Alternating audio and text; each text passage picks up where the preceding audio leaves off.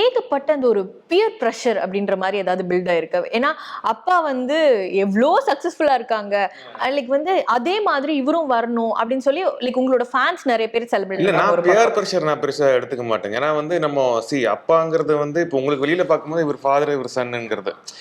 எனக்கு அவர் ஃபாதர் தான். பட் ஏன்னா ப்ரொஃபஷனலாக பார்க்கும்போது அவர் இன்னொரு ஆக்டர்.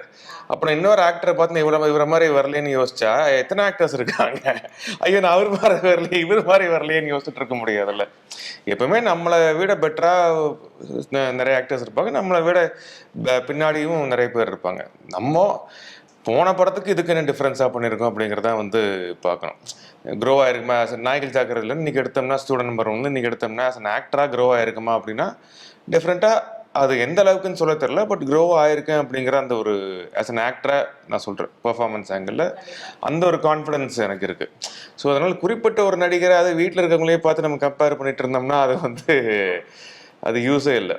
அழகா சொல்லிட்டீங்க. ஆனா அது ஆக்சுவலா ஏன்னா நிறைய பேர் இது இஸ் another actor அவ்வளவுதான். when it comes to career ஃபேமிலின்னு வரும்போது அவர் அப்பா, பட் சினிமான்னு எடுத்துக்கிட்டா அவர் இன்னொரு நடிகர் அவ்வளவுதான். அதனால வந்து அந்த ஒரு குறிப்பிட்ட நடிகரோட மட்டும் நான் கம்பேர் பண்ணிக்க மாட்டேன்.